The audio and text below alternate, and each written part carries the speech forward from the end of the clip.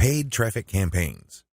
For this section, I'm defining paid traffic campaigns in two forms. I can pay to boost the post, or I can pay for direct traffic to my target website. Please note that I have presented this information in that order. Boost posts first, and then pay for direct traffic. There's a reason for this. If you don't master Facebook's traffic to your page posts, then it doesn't make sense to go directly to your target website. You probably are going to spend a tremendous amount of money, time, and effort only to have very little to show for all that. It's better to boost a post in a strategic way so you can understand what kind of content connects with your intended audience. You will then be able to drive traffic to your website. You're actually killing several birds with one stone. By focusing on boosting a post, you can get more page likes, you can get more branding opportunities, and you can also get click-throughs to your target website in the form of a content link. Here's how it works. Post boosts. First, target a lookalike audience based on your user insight demographic. In other words, Facebook is going to show your ad to a fresh set of users who share the same demographic details and interests as your current page fans. People with these similarities are more likely to like your content. You're not going to pay Facebook to show your post to people who have already liked your page. Instead, you are trying to get fresh eyeballs to your page posts. You do run quite a bit of risk. Existing audience post boosts. The next option you have available to you is to boost your post to people who have actually liked your page. These are your actual page fans. They know roughly what you're about. They like your content enough to like your page. They're expecting your content.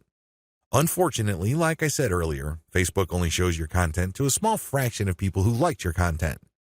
Unless your fans select see first when they like your page, Facebook will use its natural algorithm to select the initial group of eyeballs that will show your page content. If enough people engage with your content, then Facebook will show even more of your page fans to your content. However, it's never going to show it to 100% of your fans. That rarely happens. This is why it's a good idea to boost your post to reach more of the people who have liked your page. The upside to this is these are not virgins. They've seen your page. In fact, they've seen it and liked it so much that they have clicked the like button and want to see your content. At least you know that there is some sort of interest there. Still, please understand that while there is a certain degree of familiarity there, and this increases the chance that these people will actually engage with your content and possibly click through to your target site, that isn't exactly guaranteed. Existing audience plus their friends. As the old saying goes, birds of a feather flock together. Friends usually have shared interests. In fact, if you think about it hard enough, that's the main reason we became friends in the first place. We have certain interests in common. We have certain things to talk about, and that's why we're friends. Makes a lot of sense, right? Well, you can apply that to Facebook marketing as well, because this can produce a tremendous amount of marketing opportunities. Since your page fans also have friends on Facebook, you can buy a post boost that shows your ad not only to your fans, but to their friends as well. This is my favorite when it comes to post boosts because it is a cheap way of getting clicks to your target site. You reach a much wider audience. Please understand that if your page has a fairly small number of likes, even if you boost post after post, you only have a small base to work with. Now, if you expand that base by including your existing audience plus their friends, you have a lot more people to work with. You are operating with some level of confidence because you know that friends usually have shared interests. This translates to possibly cheap clicks to your target site. The best way to do this is to post a link directly to your content or to your promotional page on your website with some content. This way, when someone clicks through, they go straight to your website. They can read your commentary and some preview text, but the text should call them to action. This is the cleanest way to get direct traffic cheaply using post boosts targeting your existing audience and their friends. Direct traffic to your target site. The next option is to promote a target URL directly.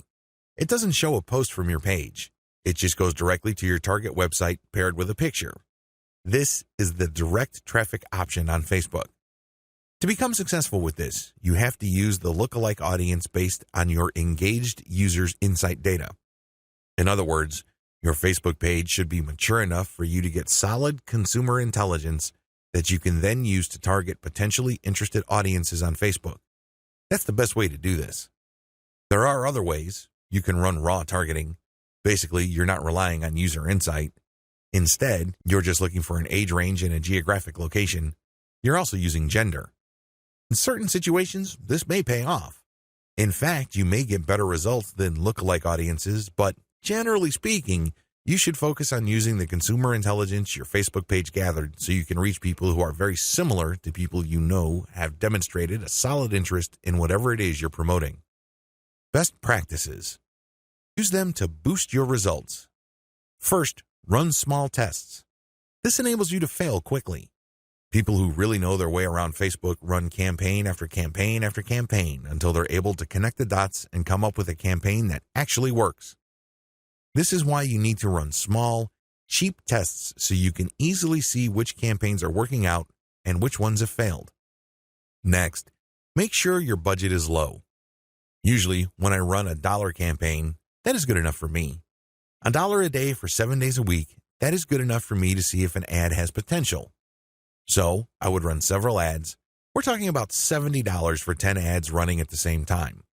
Third, focus on what works. Let me tell you, when you run many small tests, the winners stand out. Either they get clicks or not. That's the bottom line. However, at this stage, you're not just looking for clicks. You're not just looking for an ad campaign that gets a lot of attention. Instead, you're also going to look for an ad campaign that actually delivers conversions.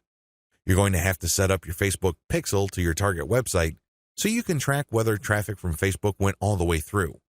I'm not just talking about traffic produced when people click on your link and they go to a content page and they leave. That's worthless. That's not going to help you. That traffic has to go to the content page, go to the sales page, and eventually make it to the shopping cart. That's when you know your campaign actually has traction. Focus on what works. Focus on what gets a high click-through rate paired with a conversion rate. However, to get there, you're going to have to burn through many ads. This is not going to jump out at you. It's not going to be obvious. It's not going to be easy. Once you have identified that ad and you've fine-tuned it, then scale it up. That's how this works. Basically, you focus on what works and then pour real money into it.